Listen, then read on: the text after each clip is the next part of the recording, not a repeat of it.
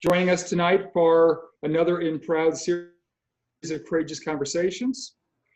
So Proud stands for people reaching out for unity and diversity. And the mission of Proud is to sponsor opportunities that will encourage Ferguson residents to work together to build a community of harmony and equity within a diverse group of people. We see the Courageous Conversations as an integral part of our mission. The Courageous Conversations are meant to provide a neutral forum where we can listen to each other with the diverse voices of our community and work to improve understandings between all of us and find ways that we can work together to heal our community and move our community forward together. Tonight's topic is what are consent decrees really about? Our topic is a further investigation of issues that were discussed in a recent PBS Frontline special entitled Policing the Police 2020. That concerned police and community relations in Newark, New Jersey that resulted in a consent decree for that community. It doesn't exactly match what is going on in Ferguson and the reasons for our consent decree, but gave a good background for some of the issues that affected the relationship between the police and the community. Tonight's discussion is also a follow-up to our last Tuesday's quarterly status hearing regarding the Ferguson Consent Decree. And it also follows on the heels of Thursday night's mayoral town hall in which Chief Armstrong and Nicolle Barton had presentations to update the community on what had happened at the quarterly status hearing. So tonight, we hope to do something a little bit different and step back to review the general purpose of consent decrees and examine the ways that Ferguson Decree relates to policing in the neighboring communities and throughout the state.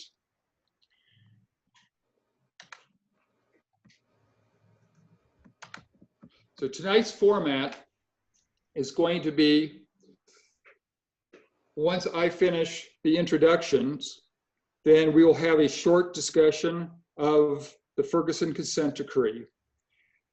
Following that, we will introduce tonight's panelists, and each of our panelists have been asked to provide a short presentation. We'll finish the evening with questions to the panelists. We will compile the questions from the questions you submit through the chat dialogue. There is an icon at either the top or the bottom of your screen that will allow you to access the chat and allow you to type your questions in. We have several hosts who are monitoring the chat and will take your questions and then pose them to each of the presenters. And that way we can preserve your anonymity if you would like to pose a question anonymously. So we are also muting everyone except the presenters, and we've replaced these restrictions on the chat to allow us to record tonight's event while still maintaining confidentiality for everyone. So we have quite a few members of Proud who are assisting with this presentation, and I really want to extend my appreciation to everyone who's helping. I also wish to extend a sincere gratitude to each of our presenters tonight. And then I'm going to now turn over the mic to Proud's other on-screen facilitators for this evening. Dr. Jackie Lewis-Harris is one of Proud's co-vice chairs, and Dr. Cassandra Butler is a past secretary and current executive board member. Okay, so I'll go. So I just wanted to give a little blurb about introducing the consent decree.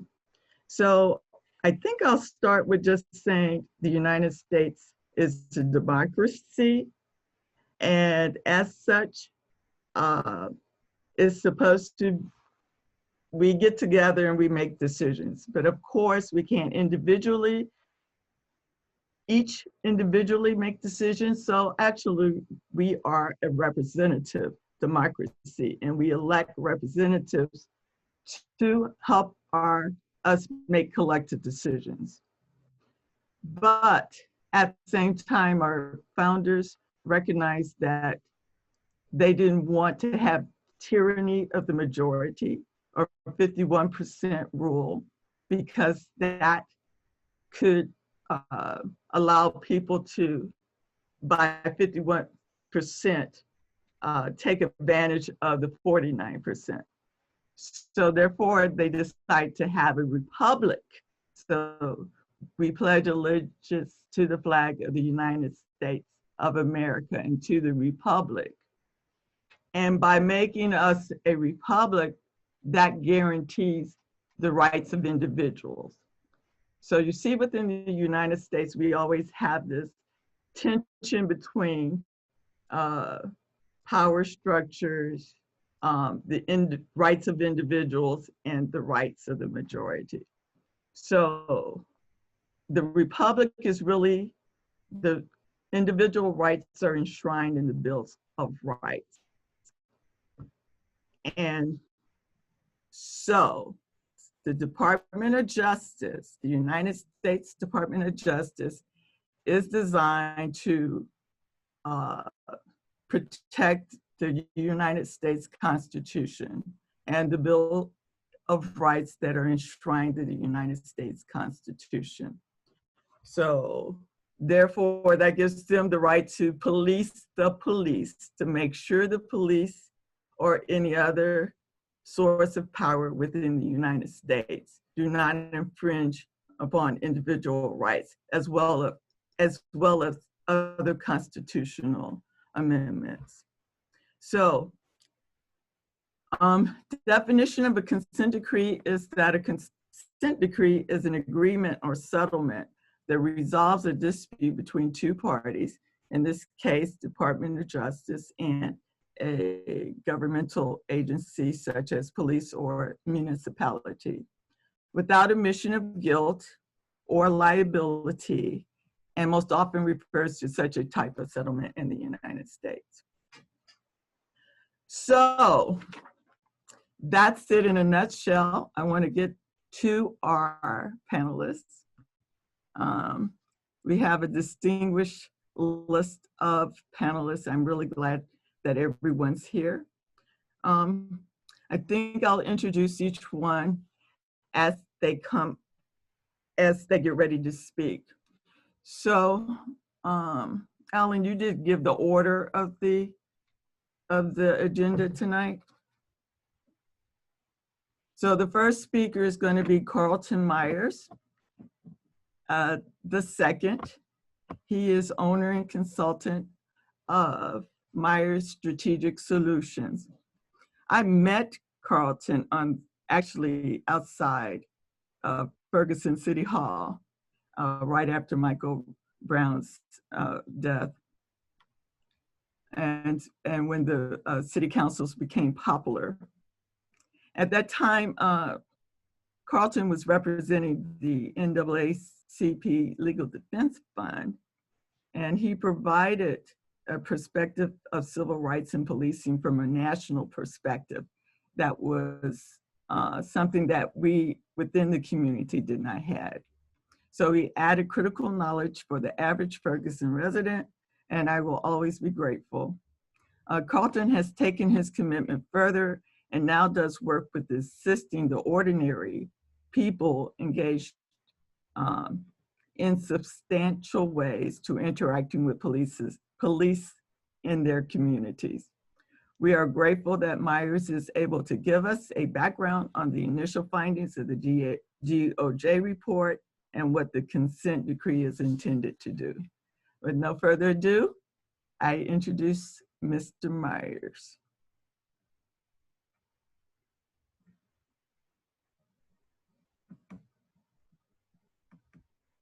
We'll get them to you momentarily.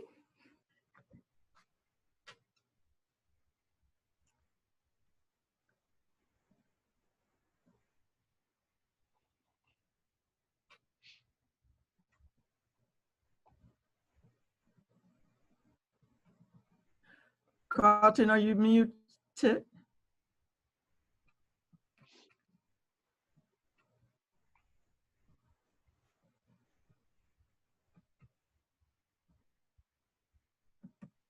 Hello, can you hear me now?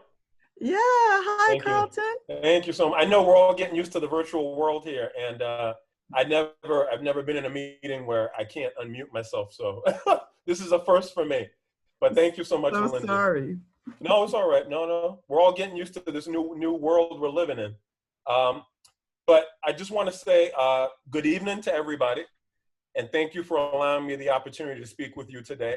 I do want to make sure that I'm clear with everybody that I used to work at NAACP Legal Defense and Education Fund, which was phenomenal, but I do not work there anymore. It's been at least 3 years. So I just want to make sure that everybody's clear on that. However, as Cassandra just detailed and talked about, through my consulting company, Mayor Strategic Solutions LLC, I work with communities across the country on establishing their own policing reforms centered on community empowerment through an approach that I developed and informed by my years of experience as a community lawyer called the CAT approach, which stands for C, community empowerment, A, accountability, and T, transparency.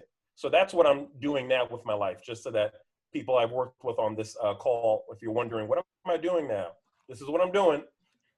So just moving along with what I'm talking about, in the aftermath of the tragic police killings of Breonna Taylor, George Floyd, and Daniel Prude, and the unjustified shooting of Jacob Blake, there is once again an increased public awareness and attention to police violence against people, especially persons of color, which has caused a decline in the public's confidence in police and galvanized a call for police accountability.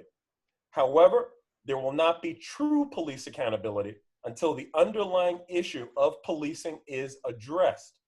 This issue is the power disparity that exists between community members and police. And police are tasked with protecting and serving community members, and community members, they essentially are paying their taxpayer dollars to fund police salaries and pensions. So in this relational dynamic, police can use lethal force without accountability on a community member who simply makes quote unquote furtive movements.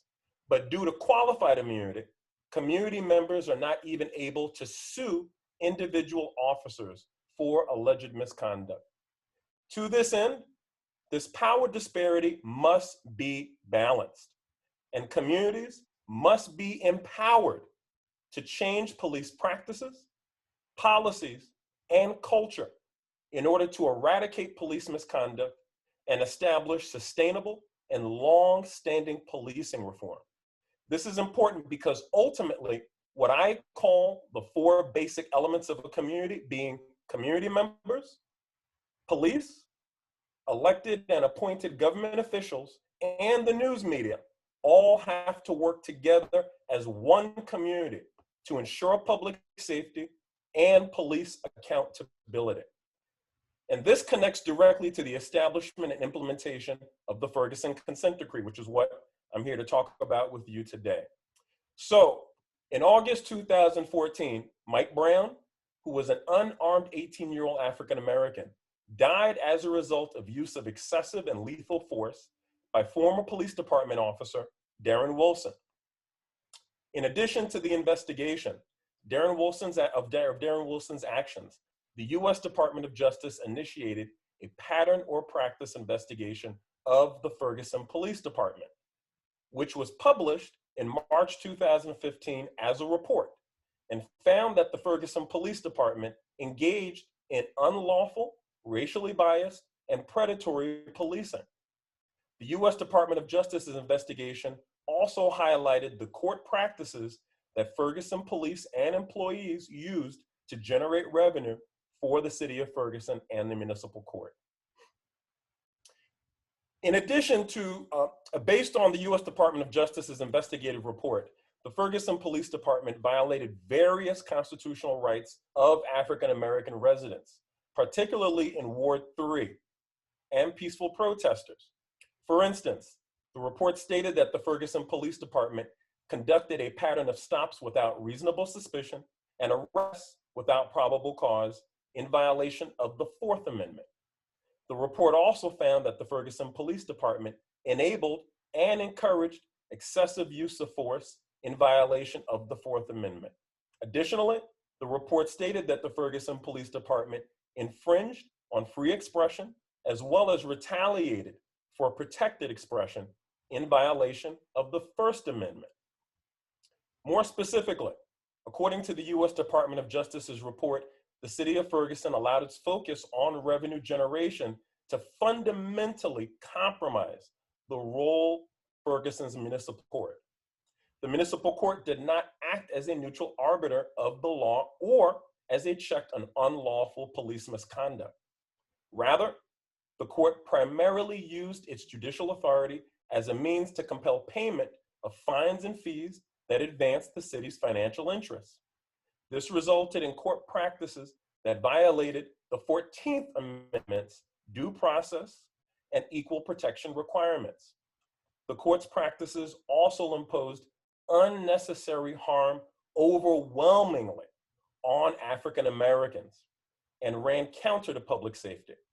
In fact, the court issued municipal arrest warrants not on the basis of public safety needs, but instead as a routine response to missed court appearances and required fine payments.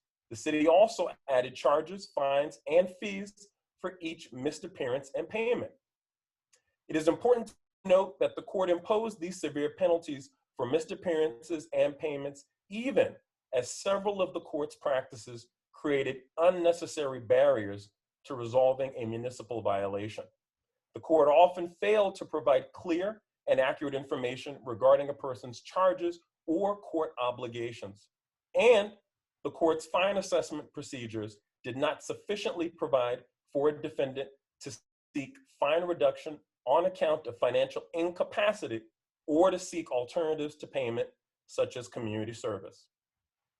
Likewise, the U.S. Department of Justice investigative report especially emphasized the adverse disproportionate impact that Ferguson's police and court practices had on African Americans, and the evidence that this is due in part to intentional discrimination on the basis of race.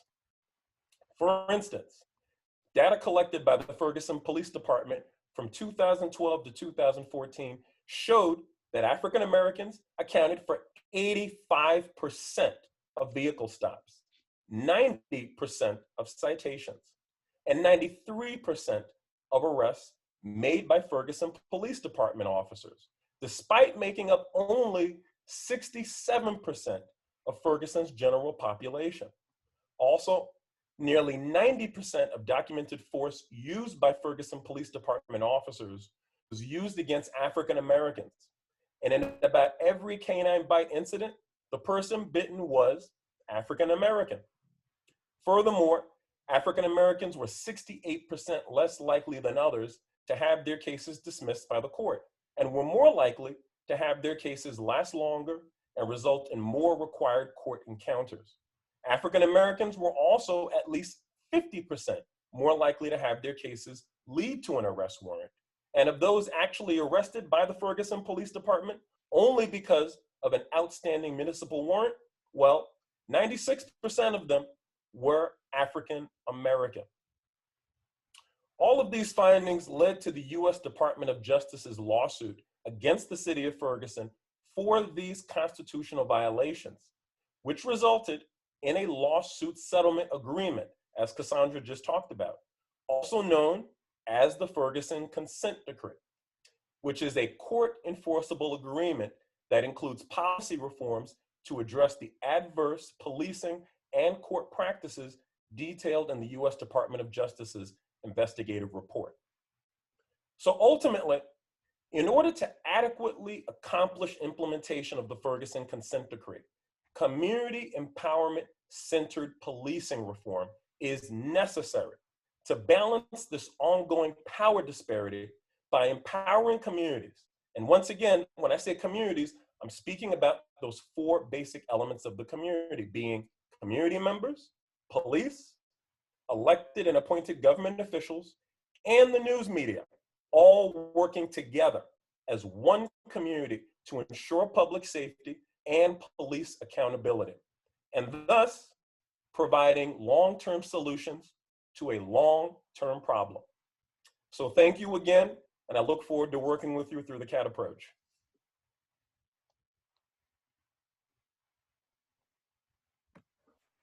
Okay, thank you so much. Even I learned some more. So thank you so much. That's what the Q&A is for. So thank you. So now that we have that set up background, we can move on and talk a little bit about, so what's going on with Ferguson now that we have the consent decree. I am happy to welcome Ms. Nicolle Barton as our Ferguson Consent Decree coordinator. She's been here in Ferguson about a year, and she is tasked with making sure that the city is in compliance with the consent decree that we just mentioned, and she keeps tracks of a lot of moving parts.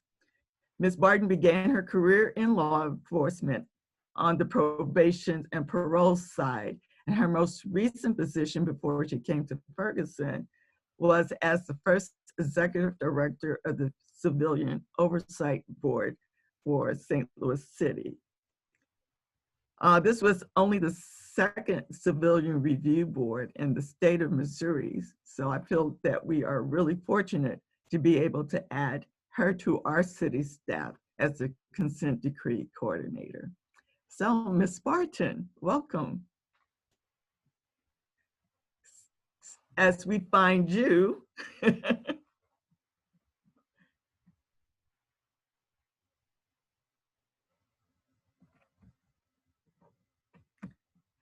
are you muted? So can we unmute Ms. Barton? Can you hear me? Yeah, hi. Good evening, everyone. Thank you so much for inviting me to participate tonight and have the opportunity to give everyone an update of our consent decree. We just ended year 4 and we're entering into year 5. As you all know, this has been a very challenging year. We've faced many unexpected challenges this year, from pandemic to protests. And even with the pandemic, we still met the majority of all of our year 4 work plan deadline dates and goals with respect to our consent decree. This year, the city partnered with Community Mediation Services to be the neutral facilitators for the series of our small group dialogues between community members and police officers.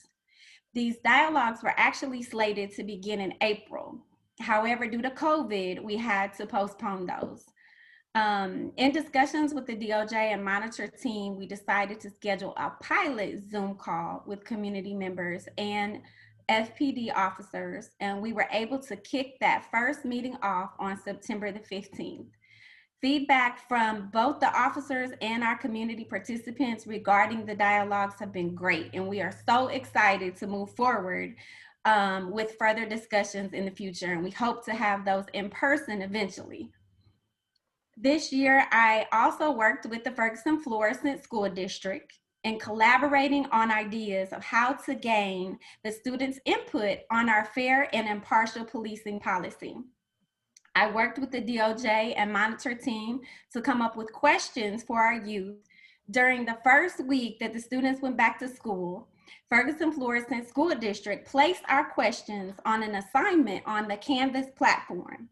The deadline date for the feedback was actually just this past Friday, but I am pleased to say that we had over 120 students respond to those questions. That was more than I ever expected to get, and we're so excited about reviewing those responses. So I will be working with the DOJ and the monitor team in the next few weeks on how to incorporate our youth's input into our fair and impartial policing policies. I would like to take just a few minutes to explain the process of developing and implementing policies, because I get lots of questions about why does this take so long all the time. The first step in this process is for FPD and the DOJ to work together. We research and we develop and write draft plans for these policies. Once all the parties have agreed on a draft plan, then it's submitted to the monitor team for review and suggestions. Revisions are made if needed, and the next step is to place those policies online for community input. The most recent suite of those policies was our First Amendment policies, and they were online for a period of 60 days. Once the community has given their input and we receive feedback, we work with the DOJ and work together to incorporate community input into those policies. The monitor team has to take a final look to review those policies, and then once all of the parties are in agreement, those policies are finalized. All of our current consent decree policies are online. They're currently on the Ferguson Police Department's website for review. Once that process is complete, we work them into roll call trainings. During year 4, we have accomplished a lot of goals, both in the municipal court and within the Ferguson Police Department. We've done a lot of work on the comprehensive amnesty program, and thousands of cases with fines and fees have been dismissed since the implementation of the consent decree. During the year 4 work plan, we were to develop a community engagement plan and a crime prevention plan. And since February of 2020, I have been working closely with the NPSC and which is our Neighborhood Police Steering Committee, in case anyone didn't know, and our Civilian Review Board, community engagement subcommittees to develop this community engagement plan. And this plan incorporates our community engagement efforts, problem-solving policing, and police community partnerships. That draft plan was submitted to the DOJ and the monitor team on July the 31st. And thank you to all of our community participants that volunteer their time and work with us to develop these plans. I really appreciate it. Lots of you are on the call tonight. Thank you so much. Our draft crime prevention plan was also submitted on July the 31st. Recently, FPD requested assistance to enhance our community engagement efforts, and Chief Armstrong and I have collaborated with CRITEC, which is the Collaborative Reform Initiative Technical Assistance Center. And they will be providing resources for Ferguson Police Department to guide and build upon the current community engagement program. Prior to delivery, the International Association of Chiefs of Police and the Office of Community-Oriented Policing Services, otherwise known as COPS, will review and approve all the resource material. We had our kickoff call with CRITEC back on September the 10th, and we look forward to working with them to help us develop and advance a culture of cohesion and trust between the police and communities they serve.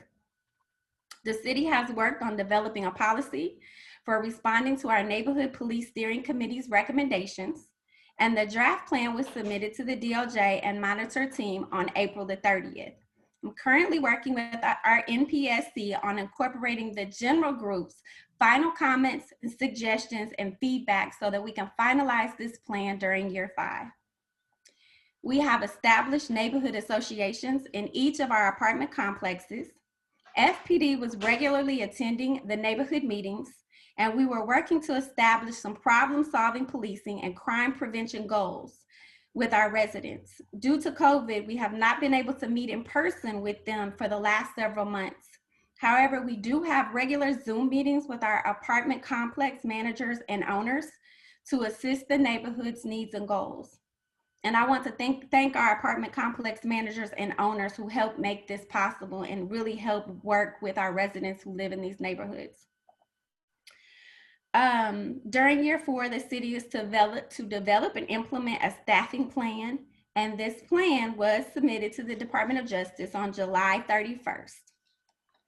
During this year, I worked closely with Community Mediation Services to finalize a neighborhood mediation plan that would promote resolutions to disputes among community members and reduce the need for involvement with the criminal justice system. In addition, this plan also provides a community-centered mediation program as an alternative to certain misconduct investigations for certain civilian complaints. And I am pleased to inform everyone that we did have our first successful police citizen mediation in July of this year. Also on July 31st, a draft plan for reassessment and revision of the municipal code was submitted to the Department of Justice and the monitor team for review. This plan will be presented to our city council during year 5 for approval and budget allocations. Per paragraph 67 of the consent decree, FPD and courts developed policies to address timely and meaningful access for services for limited English proficiency individuals, and those policies were submitted on July the 31st as well. During this phase, we also worked closely with the Department of Justice and monitor team to finalize our investigatory detention policy and revise the field interview reports. We have worked closely with the Department of Justice and the monitor team to finalize the suite of policies for our search and seizures. The following policies have been approved: stops and detentions, warrantless searches, Mirandas, and search warrants, and we are currently waiting on approval for our citations and arrests. During this year, we also worked closely with the Department of Justice on our First Amendment policies. And again, as I stated earlier, they were placed on our website for public comments, and we are working together right now to incorporate those public comments into our First Amendment policies. We hope to have those policies finalized soon and begin conducting trainings on those policies. In March of 2020, the city entered into a contract with Benchmark Analytics, and they provide a software system for FPD. As a means for computer tracking, because we were doing all this tracking by hand, paper files, but now we're up to code and being able to track those with a software system. We're currently working with Benchmark to develop our use of force forms, our use of force review, and our vehicle pursuits. We are in the final stages of getting those approved now. We also just recently finalized our body worn and in-car camera policies, as well as our footage sharing policies. On July 31st, we submitted our salary study, which was the last component to finalize our recruitment plan. Regarding data collections, the city initiated an agreement with Datalytics, and they came and did an on-site visit with us and provided a gap analysis for us so that we could figure out what data we were missing and what data we needed to collect for our consent decree. Since that time, FPD has added specific signals to our crime analysis data system that would allow FPD to track our community policing and engagement efforts. Datalytics helped develop our crime dashboards that report our crime statistics in our community, and those dashboards are finalized and they're live on our website for review. In regards to training this year, we worked really hard to finalize our policies, develop roll call trainings, and we have completed roll call trainings for critical incidents, investigatory stops and detentions, field interview reporting, professional standards and disciplinary guidelines, warrantless searches and seizures, and consent to search. Recently, we also submitted our crisis intervention training manual, PowerPoint, and lesson plans for the Department of Justice's approval. We also submitted our police training officer program for their approval recently. On April 30th, we submitted our draft supervisor training plan. And during year 4, FPD conducted roll call trainings on all of its use of force policies. During this year, we will be working with the Department of Justice to see how we can incorporate those in-service trainings into this area as well. During year 4, both Assistant Chief Nicolle and I worked closely with the MPSC Training Plan Committee to develop a draft training plan. We worked to identify gaps between what St. Louis County Police Academy offers and what the Ferguson Police Department will need to develop for in-service trainings. We submitted that draft plan to the monitor team and the DOJ on April the 30th, 2020. So thank you again for allowing me the opportunity to give you this update. We're excited to go into our year 5. I'm working closely right now with the monitor team to develop all of our goals and deadlines for year 5, and hopefully we'll have that draft out to everyone within the next 30 days. Thank you. Thank you so much, Ms. Barton, Nicolle. So many balls in the air, and so we're grateful that you're here as our coordinator. So much. So, and also with the Ferguson City, we have Chief of Police, Jason Armstrong. Jason has also been with the city for a little over a year now. And he comes to us from Forest Park, Georgia, having completed 18 years at Forest Park, Georgia. So he was recently appointed to the International Association of Chiefs of Police Community Policing Committee, and he has a particular interest in community policing. He brings to us, or comes to us, with a master's degree in public safety administration, and he is committed with working with the community to build strong partnerships and to serve the community needs. So with no further ado, Chief Armstrong. Thank you. Good evening, everyone that's joining us, and that's on the Zoom meeting that we're in. So as Ms. Barton just outlined, first off, can you all hear me? I'm not muted or anything. Yes. Okay, all right. As Ms. Barton just outlined, we have made a lot of progress, and we have accomplished a lot of things over this last year, working on the consent decree. And one of the things that I get asked often is how does working on the consent decree impact the police department, impact the police officers more specifically. And the big thing that I wanted to kind of highlight with the consent decree and the work that goes into it is just the amount of time and amount of resources that it consumes for us to make the progress that we've made. So to kind of put it in a little bit of context, the city of Baltimore is under a consent decree.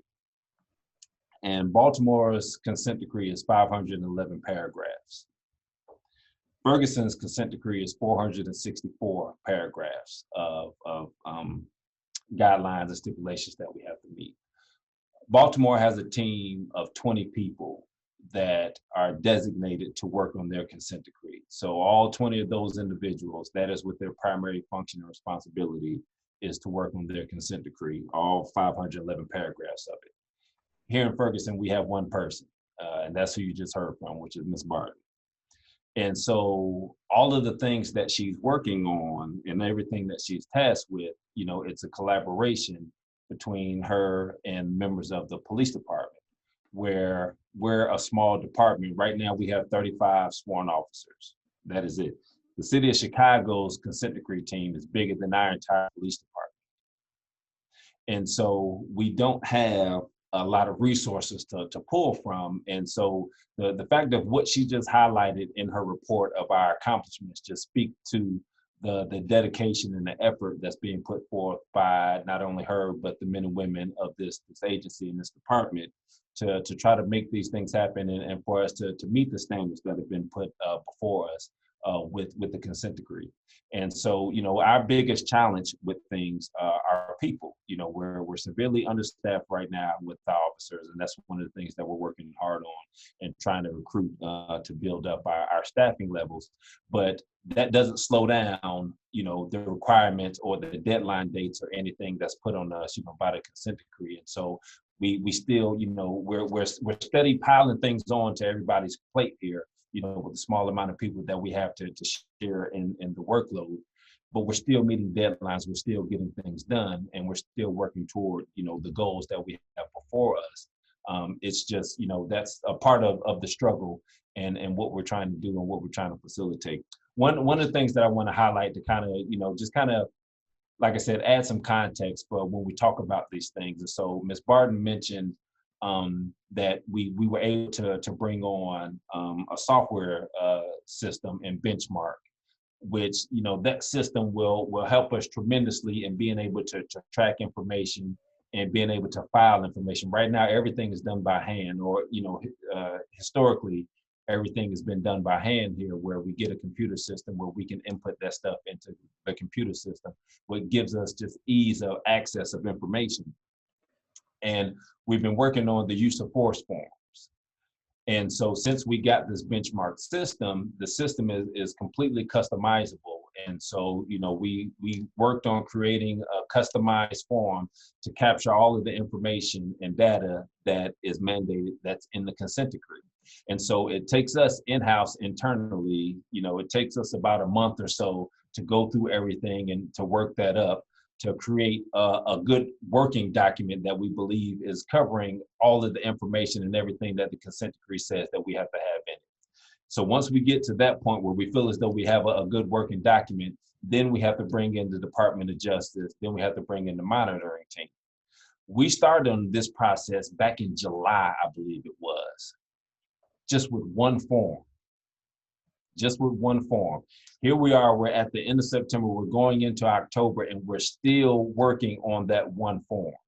And so, it's important for the community members to understand just the level of detail and work that goes into just creating one form.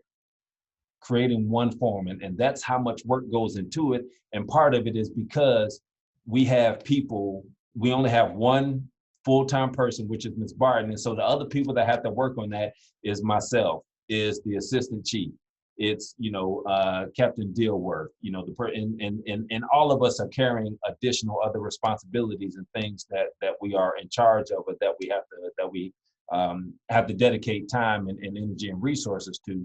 And so, when we talk about how long this consent decree is taking, or the progress that, the city has made on it, those are some of the contributing factors that play an integral role into what that looks like and how it's done, is because we're working with limited resources, and we don't have an expansive team that, just works on this 24/7, or, all of their workday is dedicated to it. We have to significantly, spread it around.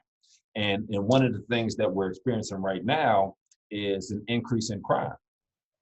And so for those who were on the mayor's town hall meeting, or have gone to the website and looked at the presentations and things that were presented, we see right now here in Ferguson, overall, we have about a little over 13% increase in overall crime for the city right now. Particularly when it comes to violent crimes. We've seen a significant uptick in violent crimes. And so when we have those violent crimes, it takes a lot more resources for us in responding to those calls and handling those calls and investigating, those calls. And so although we have, a tall task on our hands of working with the consent decree and trying to get everything in play and lined up for us to meet those obligations, the day-to-day things that come up just in policing and calls for service, and nothing stops for us.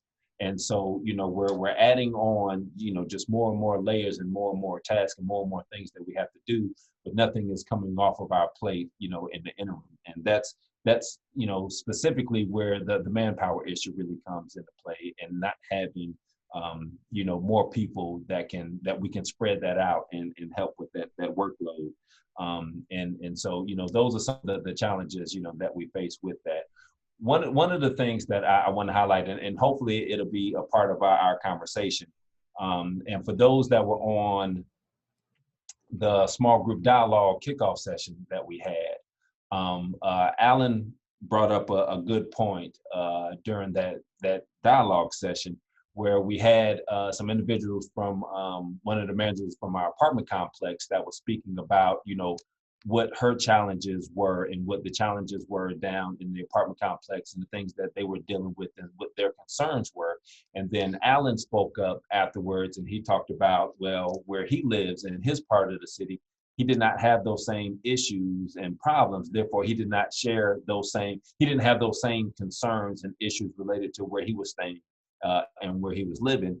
And that is pretty consistent from what I see and the feedback that I get from talking to just, everybody in the community that I have the opportunity to speak with and meet out in the community. And one of the questions that was on the agenda was, what's the outlook and the overall impact on the city and the quality of life, for all Ferguson residents? And that's different. That doesn't look the same throughout our entire community. And so some of the conversations that I've had with people is talking to some members in our community and ask, okay, what is your view on police department and how police officers interact with community members, today compared to, before 2014 happened. And so some of the feedback that I get is it's positive. And speaking to, some of our younger Black males in the community, some of the responses that I've gotten is, well, they don't harass us like they used to. They don't, man, I can walk to the store and they're not always stopping me, talking to me, or I'm not feeling, harassed. And so, that's a positive takeaway from the change that we've seen here in the community. But later on that day, I can be in another part of the city and I can ask a resident, that same question. And what I'm getting is, well, I see crime has increased in this city, since we got the consent decree, and since the DOJ came in here, since the city has been dealing with the spotlight. And, I see things happen in my community that I don't like, that, I didn't see here before. And so they have a totally different outlook on, what's going on in the city now, or what's happening in the city. And so that's why I think, venues like this and arenas like this, where we can bring more people together and community members together to sit and talk it, to sit through and talk these things out, and just talk about the differences and what people's experience are, and how as a community we can work together and take into account what the differences that everybody is bringing, to the table, of how, we can create, a more thriving and a better community where everybody, feels as though that they have a strong voice, and that, we're listening to their concerns, and they're a part of trying to figure out what some of these solutions are to the problems that we have. That's I think largely what the consent decree is trying to get to, is just really, really bringing that community involvement component to the policing and to community policing, to see how we can work together to build a community that everybody wants to be a part of. And so I'm looking forward to the dialogue that we're going to have tonight. Okay, thank you, Chief Armstrong.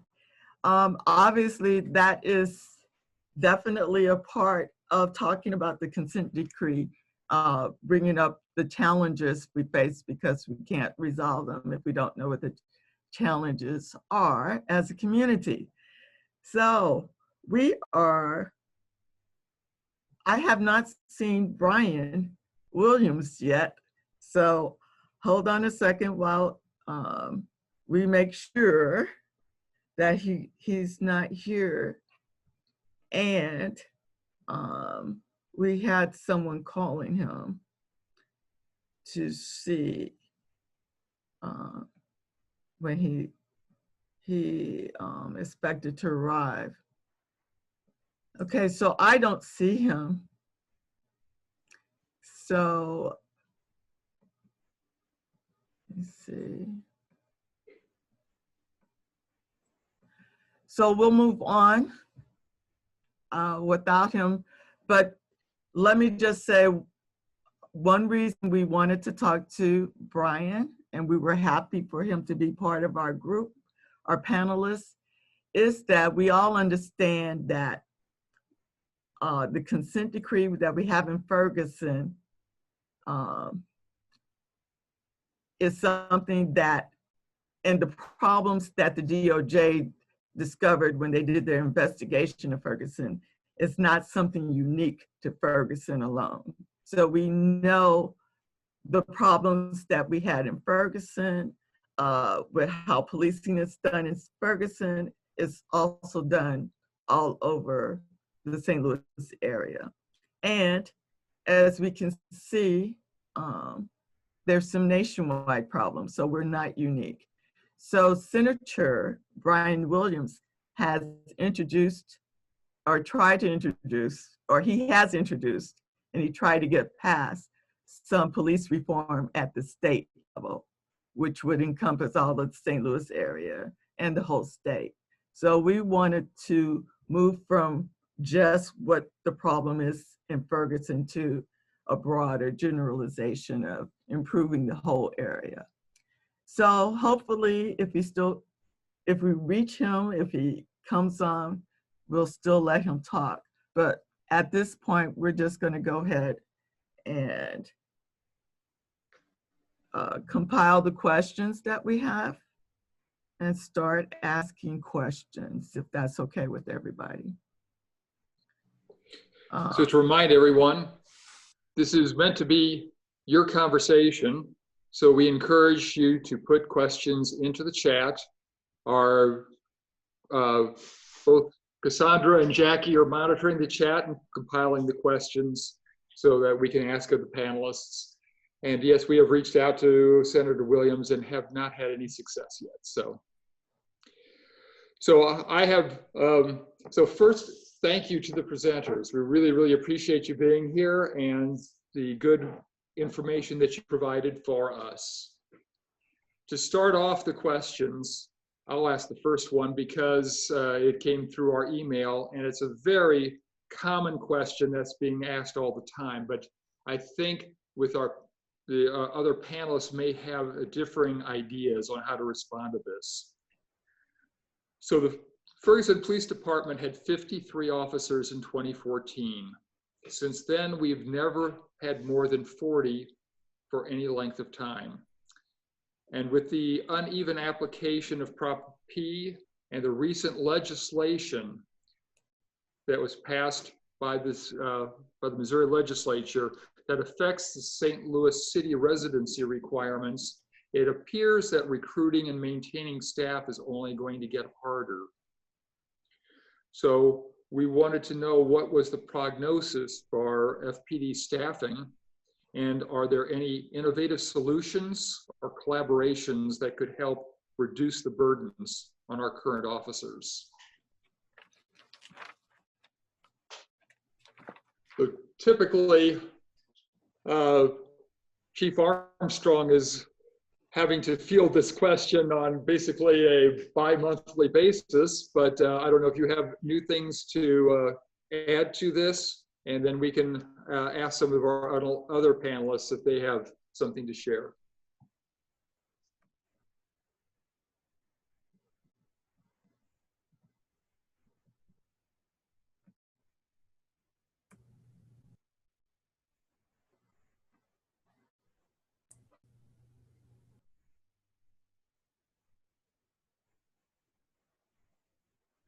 You're on mute.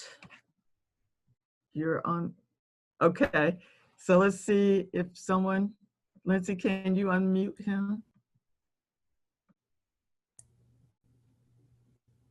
All right, what about now? Okay, you're good. Okay. Yes, Alan, that's one of our biggest challenges. And so, you know, I can speak to what my experience has been since I've been here. And the biggest struggle for us is recruiting experienced officers. And just to be quite frank, you know, an experienced officer, a quality experienced officer, you know, typically can go to another city, make more money, and have to deal with a lower workload, or, you know, a lower call volume, not getting worked as hard as you're getting worked here, and don't have to deal with all of the challenges that we have to deal with, you know, here in Ferguson. And so, you know, this is, we get a lot of people apply to work here. to be officers here. What I found is, people who have experience, a lot of them do not make it out of our background investigation because, there's something in their background that we cannot accept here. And so, that's one of the challenges, that we find with that as far as recruiting experienced officers. And so we have a lot of people, because we have an academy program here where, we can hire individuals and send them through the academy. We get a lot of people that apply, for that. And so we're looking at some individuals right now sending through the academy. The downside to that is the academy is 6 months long. And so we hired that individual and send them to the academy. That's 6-7 months before they would be coming to us, to work.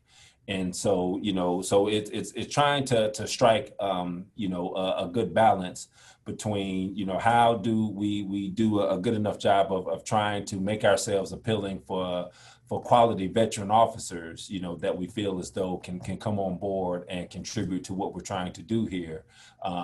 Also with, bringing on younger officers, that we can send to the academy and bring on also.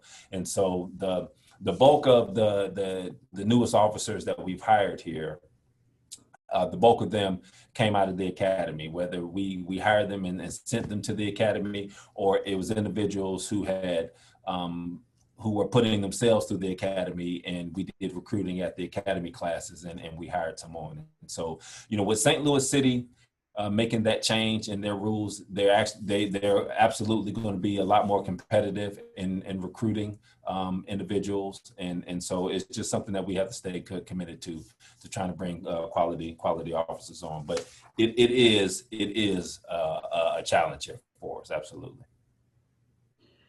Can I ask you, if it sounds like a question of demand and supply, particularly for quality. So is there anything about the consent decree that you think hinders your ability to have more police officers?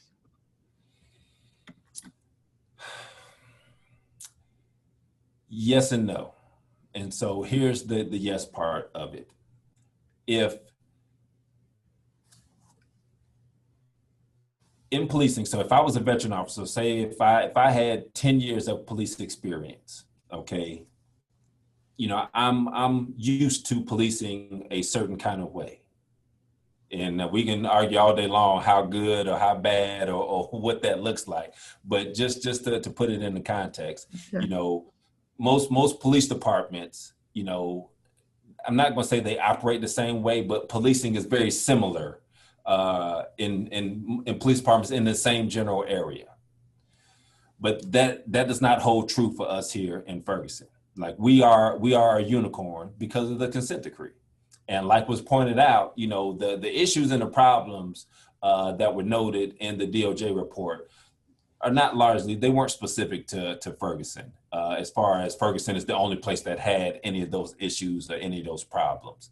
It is St. Louis wide, or you can just even say, metropolitan area throughout the country. If you did that same type of deep dive, into another city in another state, you would find, similar things more than likely. And so, so what that comes in is what we're doing here. It almost gets into the mindset of, is it harder for somebody to change and to learn things all over again, or learn a new way of doing things? Or do you bring in younger people who don't have the experience, and so they're only learning it for the first time, and they're only learning one way of doing things? And so where I think the consent decree is a hindrance to us are those veteran officers that look at it and know the spotlight that we're under and all the stipulations and guidelines of what we're doing here.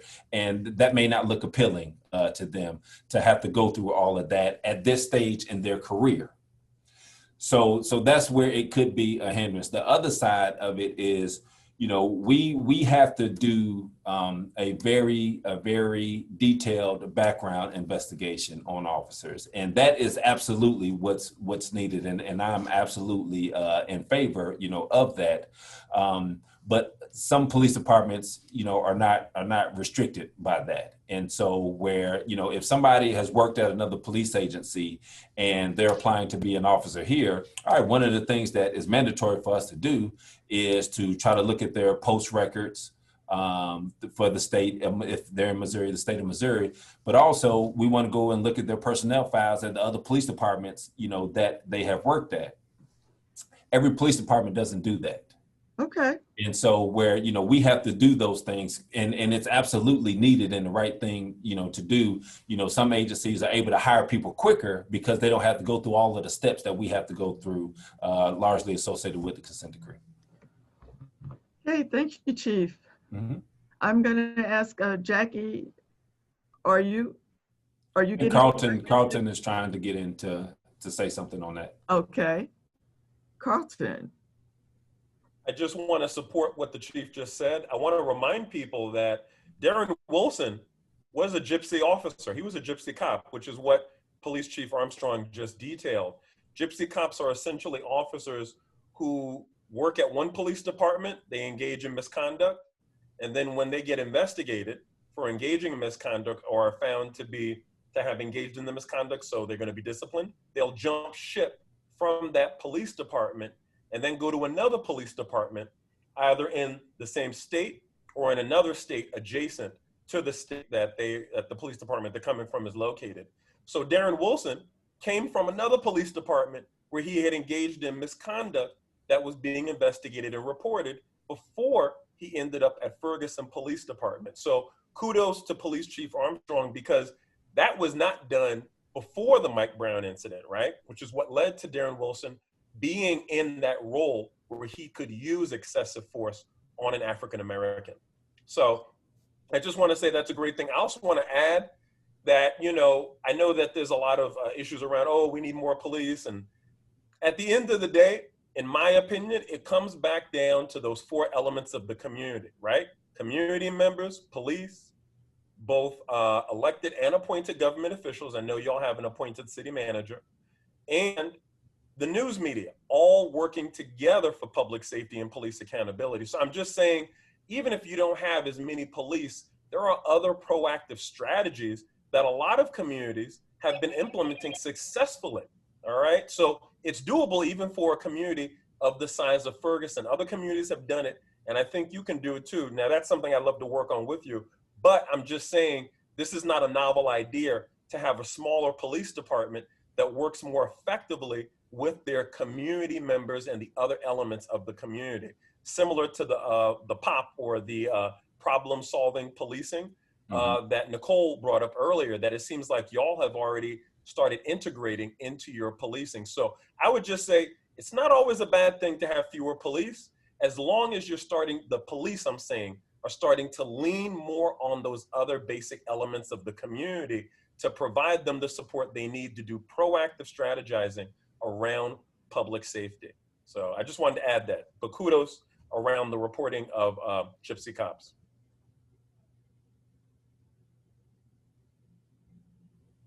Cassandra, you're muted. I've seen that challenge the whole 4 years, getting the right people, and I respect the slowness. I think that's the right move, but nobody asked my opinion.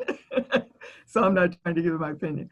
I do want to correct Alan. Alan asked the question in a way that said that we started with 53 and then we've never been much over 40 since then. We did get up. I know Jeff, our city manager, interim city manager, said that we had only gotten up to 40, but actually we had gotten back up to 47 at some point. So I just wanted to correct that. Okay, Ms. Lewis, Ms. Jackie Lewis, Dr. Jackie Lewis, do you have a question? If not, we had a question from Lynn Ferguson, but I don't see it in chat. But we do have another question about restorative justice, and whether or not restorative justice was part of a decree for Ferguson. And who should answer? Who do you think? I can tell you right off the bat that it is, specifically as it relates to school resource officers. So I believe it's somewhere in the 200, paragraph 221 or paragraph 222, there's a reference to restorative justice. It's on page 51 of the consent decree. And so, yeah, it really has to do with how do we prevent juveniles from getting caught up in the system and from having a record, so that as they get older, that record is not used against them for all kinds of opportunities, right? Not only employment or housing, but even public benefits. And so by having restorative justice programs in place that can act as a diversionary program, essentially, that can prevent juveniles from being processed into the system, and ultimately they can be exposed to restorative justice, like a community panel, or there are other techniques of doing that will essentially provide them other ways of learning accountability without them having to be incarcerated. And I'll be honest, I can speak to that personally. When I lived in Vermont, I went to law school there, just in case y'all are wondering, why were you in Vermont? I went to law school there. After I went to law school, I moved to Burlington, Vermont, which is the big city in Vermont. And I was on the restorative justice panel for juvenile offenders for the city of Burlington. I was the only person of color on that panel.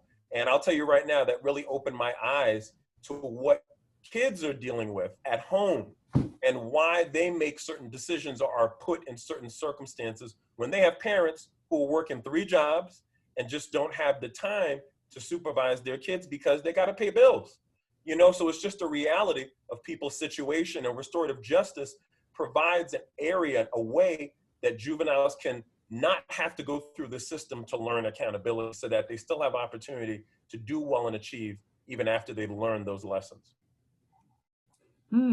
So in to piggyback, well, and let me just add a little bit to that. Yes, because what we have here with our consent decree, and Ms. Barton alluded to it a little bit earlier when she talked about this past year, our partnership with mediation services. And so one of the things that's added in to what we're doing now, and it's not just for juveniles, but for adults also, is, you know, like neighborhood disputes. And so if you have 2 neighbors that get into a type of altercation or something, one of the things that is built into our program now is where, you know, they could be eligible if both parties are willing to go to mediation. You know, that incident could be handled through mediation as opposed to the police being involved and it being sent through our court system. And so that's another thing, you know, that's in the same, you know, restorative justice lens of trying to give the community alternatives to settle some issues and disputes, as opposed to everything having to be sorted out in the criminal justice system. thank you. Sandra, do you have the next question? Okay, I do have quite a few questions. So let me see.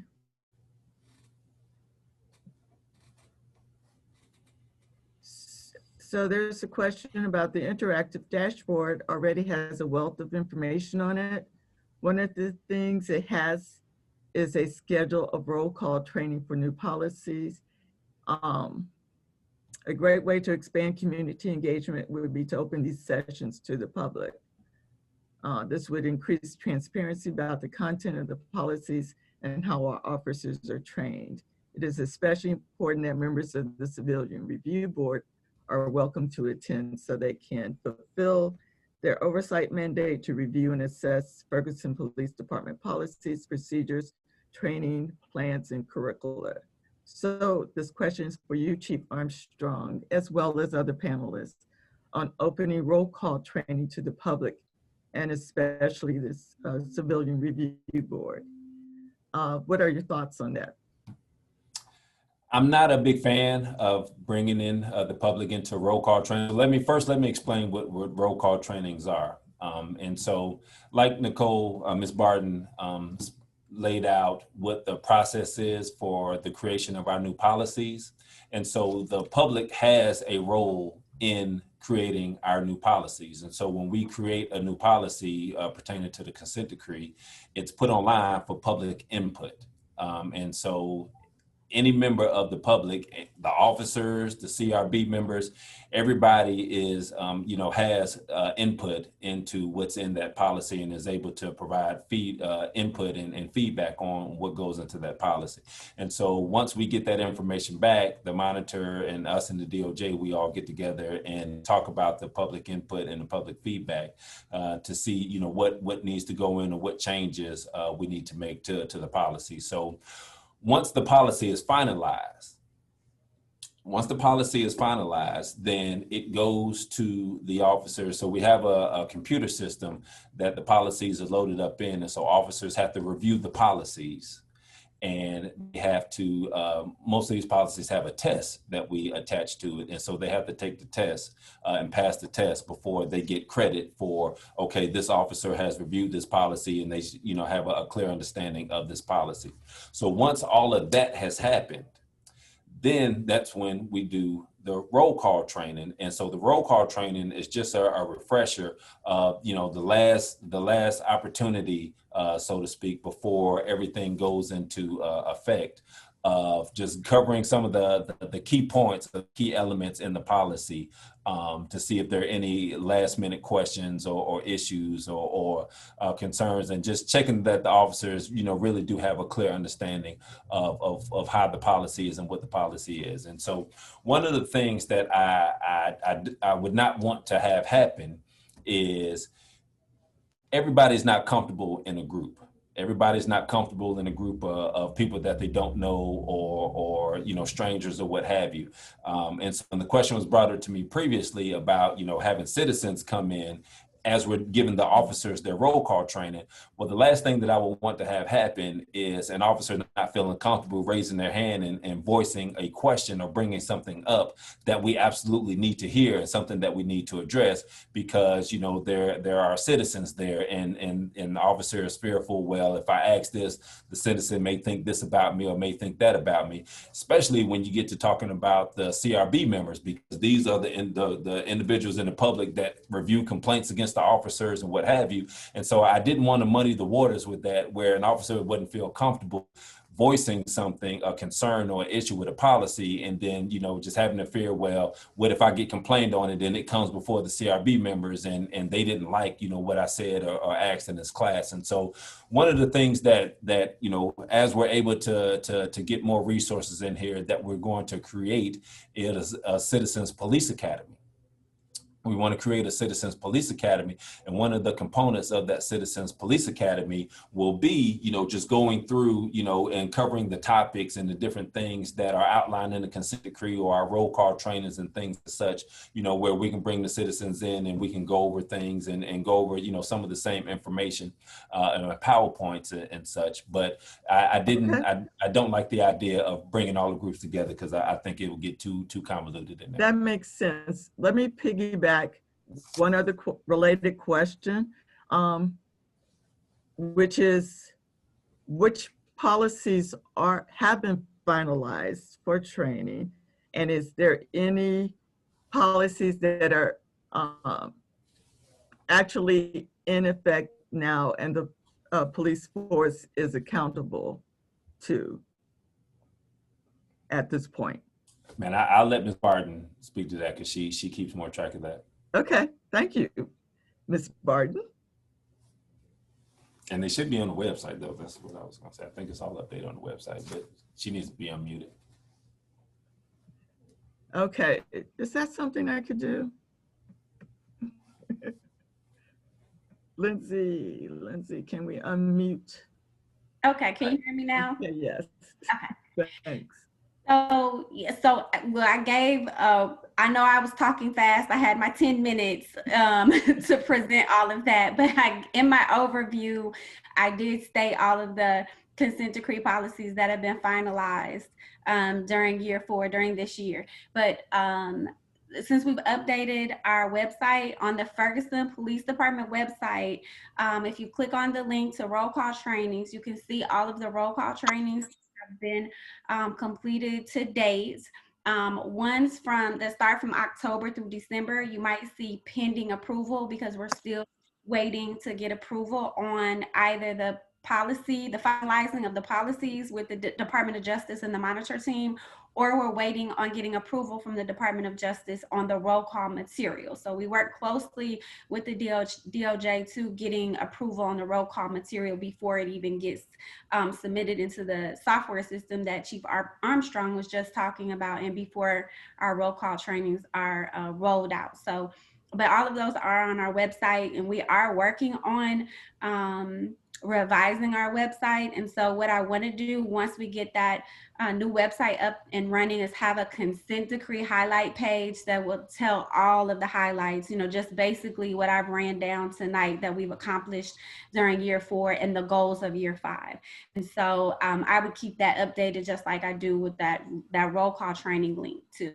So, but all the consent decree policies that have been finalized are on our website where it says consent decree policies, and all of the roll call trainings are under the link that says roll call trainings. And specifically, are the police officers accountable for those policies at this point in time? So once roll call training has been completed, they are held accountable for those policies at that time. So again, it kind of goes through that process. We develop, DOJ approves, monitor approves, citizens are able to comment, we incorporate all of that. Then it goes to that final phase of approval for the policies. Then once roll call trainings are implemented, chief signs off on that policy. From that date, officers are held accountable to those standards of that policy. Thank you. Could I interject now? So first thing, Lynn Ferguson has had her hand up for quite some time. I don't know if we have a way of responding to you. If you would please put your comment into the chat so that we can respond. Yeah, yes, I just sent her that message. Okay.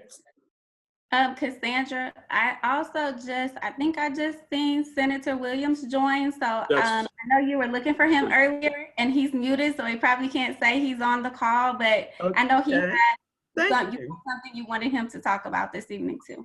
That's what I was trying to announce. Thank you so much. Sorry, Alan, I didn't mean to. Okay, so let's do it this way because it's 7:18 and we did want to close at 7:30. So that sounds like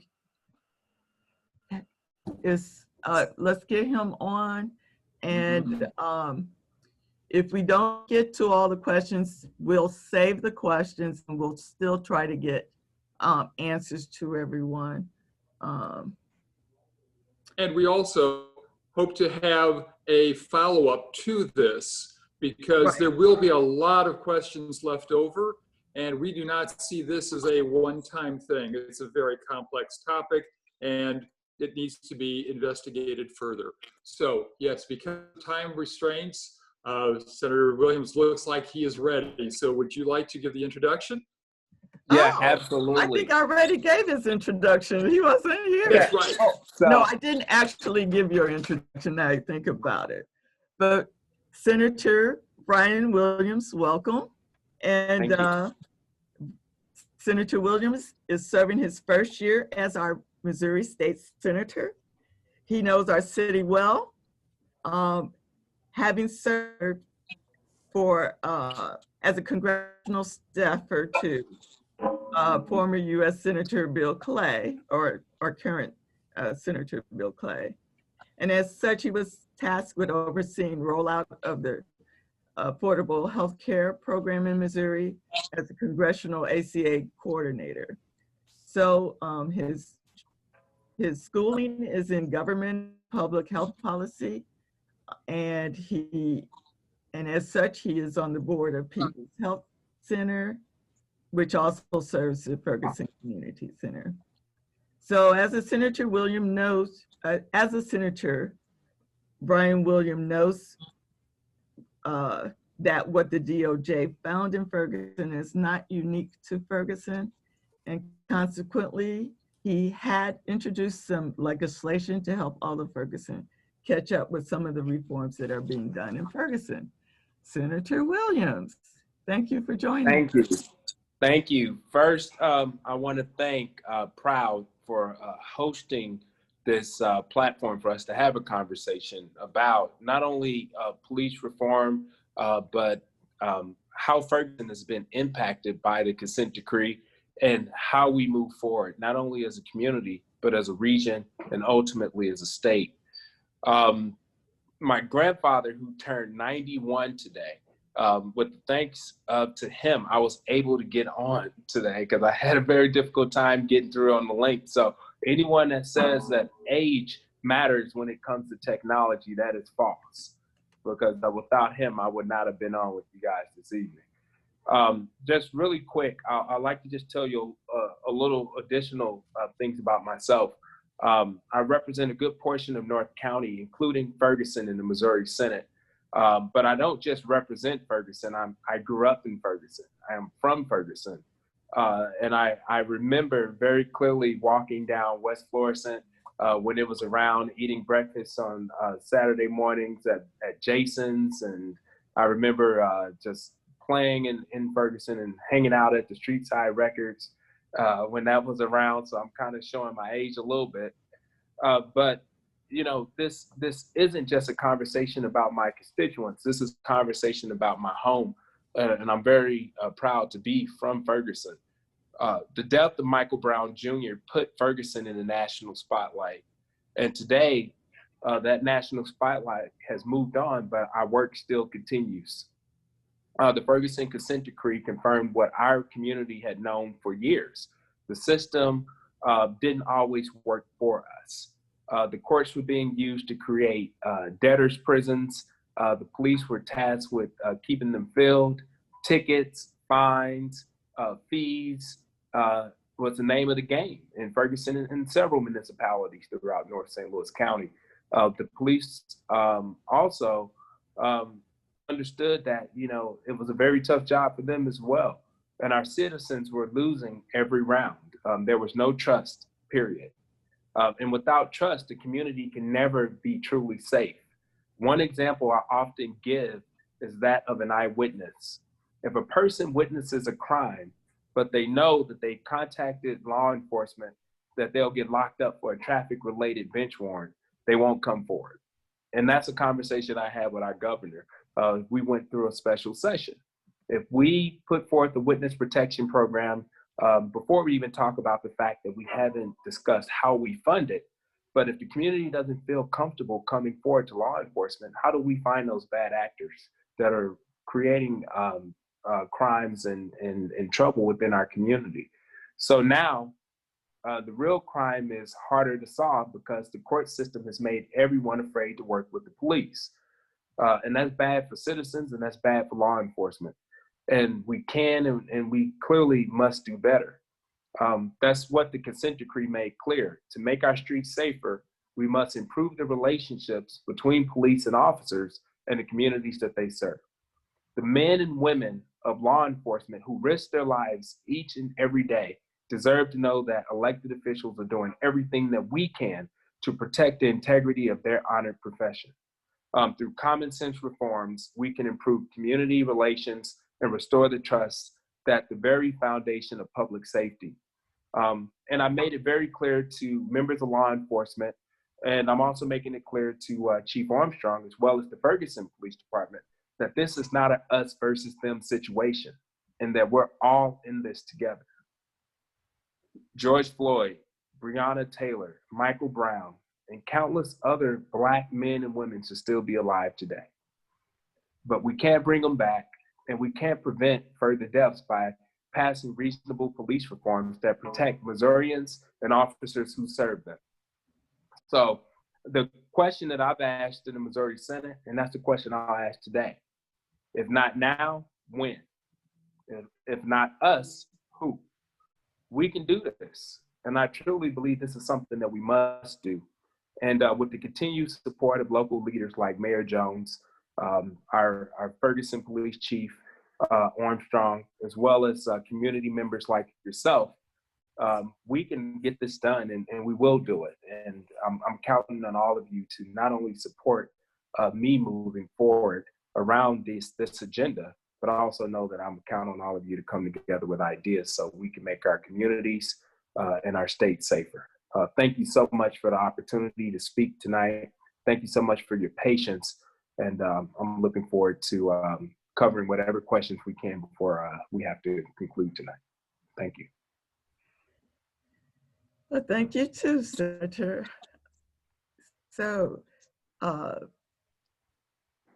Dr. Lewis Harris, where do you want to go from here? We have two questions that are conflated into one. And basically, the question was, what can the community members do to help move the decree along? And also, the other question was, how can they reach out to help with technology if needed? So that's reaching out to help with technology and reaching out to assist with taking care of the consent decree goals. Absolutely. One, I want to be clear. The Senate district that I represent, Ferguson is one of 35 municipalities that I represent. So I represent some of the wealthiest communities in the state, like Clayton and Ladue, but also communities like Ferguson, Kinloch, Berkeley, Hazelwood, Riverview Gardens. So it's so many communities that share a lot of different challenges, and we have to understand that this is an issue that impacts Ferguson, but it's a regional problem, and we have to figure out how do we create an opportunity for us to all come together and really tackle this situation from a macro perspective. So I think talking not only to your neighbors, but communities, folks throughout the region on what these challenges are. We'll be rolling out a comprehensive policing reform bill, which will talk about things like banning chokeholds, addressing no-knock arrest warrants, also ensuring that police officers aren't sexually assaulting folks that they arrest or that are incarcerated, working on a uniform police code to where folks like security guard officers that are working at the Metrolink and in various businesses have proper training, and if they don't, defer to law enforcement to ensure that they're engaging with folks in their community properly. I have to sit down with Chief Armstrong and talk about this as well as Mayor Jones once we roll this out. And what we're hoping to do is tackle this subculture within police departments that have tainted the profession. And this is something that exists in every profession, including mine. So it's not a thing of really saying that we need to come after police departments. This is about providing police departments with the resources as well as the cover to be able to address those bad actors and ensure that they're not they're not in our communities as police officers. Another thing is ensuring that folks aren't bouncing around from municipality to municipality. So that's another big issue that we have. I have communities like Jennings and other entities that have police departments. And if someone leaves Ferguson Police Department because they're doing the right thing and they fire this person, they shouldn't be able to go to another police department and work. We need to have a system in place that the public can go and say, hey, this person has been fired for this, and therefore they should not be policing this community in any fashion. Another thing in terms of technology is talking about this on Facebook and various platforms. We're in the middle of a pandemic, so clearly virtual communication has become the keystone to what we do. And there's been less face-to-face interaction. So clearly once we roll this out, I would love for all of you to share on Facebook and Twitter and various platforms that you use, email, sharing with the community what this comprehensive plan is, and they understand and know what the scope is. And last but not least, this has been something where we've sat down with law enforcement, we've sat down with various folks, activists throughout the region, and we've asked questions on what would you like to see, and ultimately to make our community safe and build a relationship between police and the community. And we've gathered that information, and that's played a significant role in how we approach this. Keep in mind, I serve in a body that is majority Republican. There's 34 senators in this state. Today, I'm currently the only Black man. And I understand firsthand that in 2 decades, there hasn't been anyone there to speak to how these issues impact someone who grew up in Ferguson and know firsthand what it's like to be targeted by police as someone who was a college student just home for Christmas break and handcuffed because we were clearly driving while Black.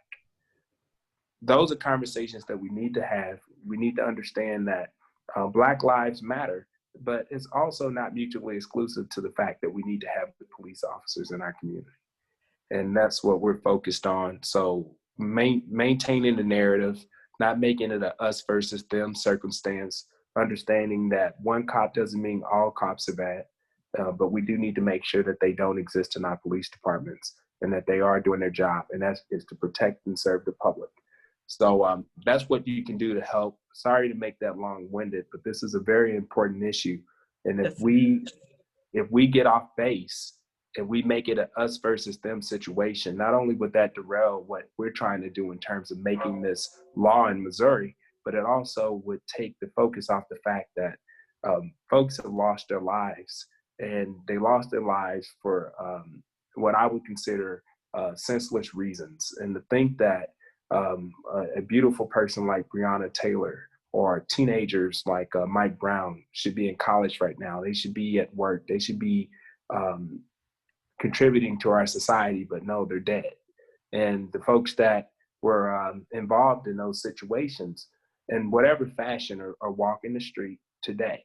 And there's no accountability put in place to ensure that these things in Missouri are beyond. And I'm trying to prevent that from happening. Thank you, Senator.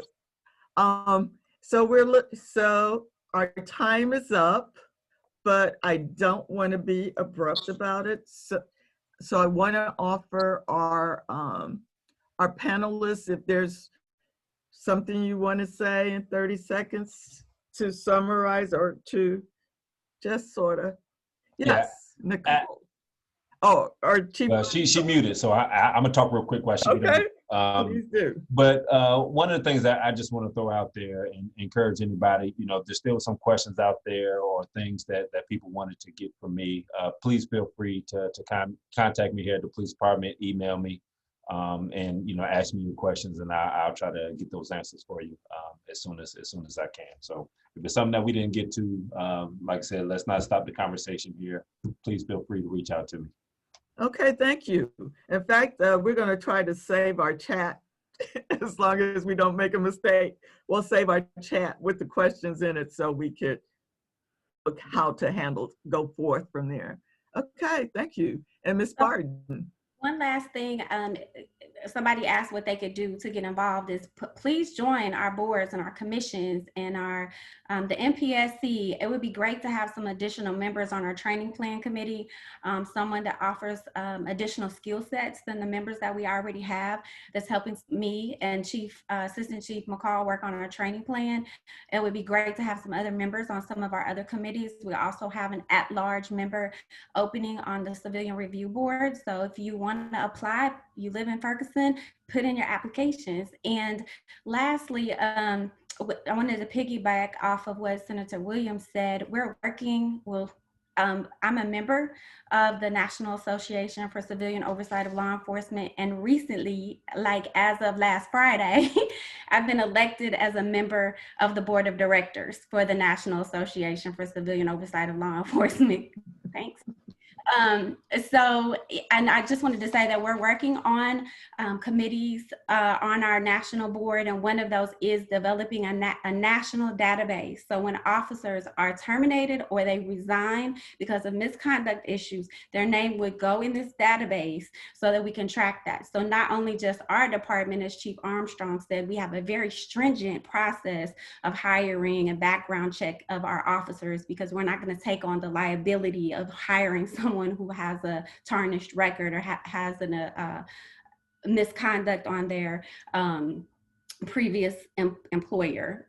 So we are looking closely at doing that on a national level, because these are things that we need to be interconnected with. So not just that you can leave from Jennings and go to St. Louis County, or you can leave. We want to know if you leave from Iowa and you want to come to Missouri. We want to be able to put that name in and see that name.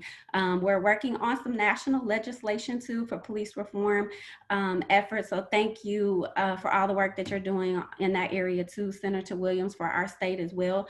We're looking forward to working together as a national and state levels on all of the police reform efforts that we're working on.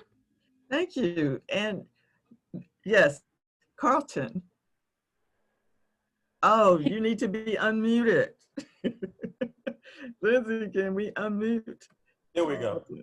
Thank you so much for having me. I just wanted to say a few words, and also wanted to say, once again, I want to say thank you to Mayor Jones to have her on this call as well, and Senator Williams, also Police Chief Armstrong and Nicolle Barton. Thank you very much for having me to speak with y'all. I do want to say that when we're talking about what is it that community members can do, so I'm currently living in Chicago. Just want to let you all know that. I have been working with the community engagement team here in Chicago and their consent decree. And when I was at Legal Defense Fund, I worked on the Baltimore consent decree as well as the Ferguson consent decree. So all those consent decrees that Chief Armstrong mentioned earlier, I've worked on one of them or all of them to some extent.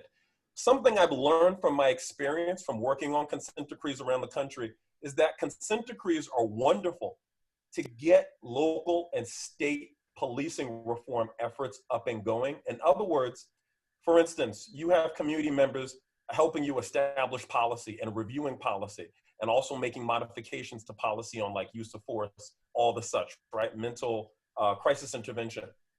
That's wonderful that you're doing that while a consent decree is in place, but the consent decree is not going to be in place forever. You know that.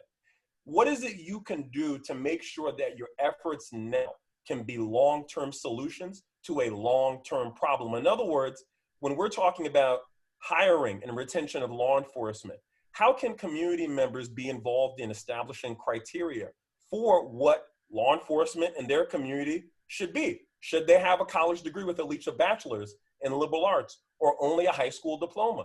Those are the kind of conversations community members should always, no matter what, be involved in.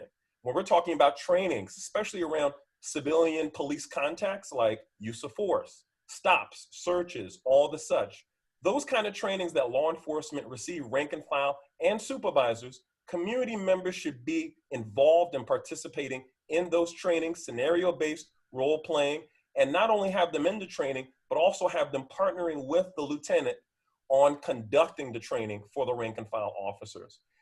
In addition to the discipline, which I believe you already have, the Civilian Complaint Review Board, so you already have civilians involved in the disciplinary process, but these other processes that are very important for police-civilian interactions within a police department, I just believe that the consent decrees helped you to kind of hone in on that and establish those mechanisms. But the question for you to ask as a community is, what's going to happen once the consent decree is done? And now here we are on our own. Are we still going to implement these measures our way? In other words, are we going to own this as Ferguson and do it our way? And what is that going to look like? What I am proposing to you is do what other communities like Chicago and others are looking at doing, getting those community members more involved in those different mechanisms where the police-civilian encounters happen the most. So the trainings, the hiring and retention, the policy modification and development, and the discipline. All of those need to have community members involved in those mechanisms. And that means for the decision-making as well, not only to say, hey, I'm here, check the box, a community member is here. No, they have to substantively be involved. And so I just wanted to put out there, a lot of groups are doing that now because of the George Floyd incident and other things that have happened, like the Breonna Taylor case. How can we empower community members by getting them more involved? So I'm just saying the consent decree is giving you a way to do that because you have those mechanisms detailed, so you're already implementing them. It's just a matter of how can we make it long-term so it can survive beyond the consent decree, and then it can fully be owned by the Ferguson community. And I believe once you do that, you're going to become the model for those other jurisdictions in St. Louis County and in St. Louis City to show, hey, listen, we're doing it without the consent decree. So why can't you do it? So I just want to put that out there, and I hope I get to work with you through the CAT approach. Thank you very much. Love to see that happen. And our president of Proud, you have any last words? Sure do. First is, especially as we talked earlier, if you had problems getting to chat, we wish to continue this discussion in a future courageous conversation. If you have questions that are better for the police chief, for the senator, or someone else to respond to, contact them directly. But if you have a question that you would like to have in a future courageous conversation, you could email them to proud.ferguson@gmail.com. It's on the flyers that we sent and everything else. So, but we will be happy to compile them and use them as the basis for how we set up the next courageous conversation. With that also, I would really just extend my great gratitude to all of our, to everyone who came, and then in particular to our presenters. I thought this was extremely informative, extremely helpful, and sets, especially with this last comment, really sets us up for where do we look for the next steps as we move forward, fulfilling the consent decree and going on. So thank you very much. I also thank you to Senator for, I thought you were saying that you did not have your birthday party tonight, so I hope we did not take you from important family events. So thank you so much for being here. Thank you, everyone. And we hope to see you again on our next courageous conversation. Let's encourage everyone now. We have a few more minutes. Grab something to eat before the presidential debates start. And we hope everybody votes on November 3rd. Yeah, so just, does Senator have any final comments, or are we okay? We're okay. Please. Okay, very good. Thank you, everyone. Okay, thank you, everyone. Bye.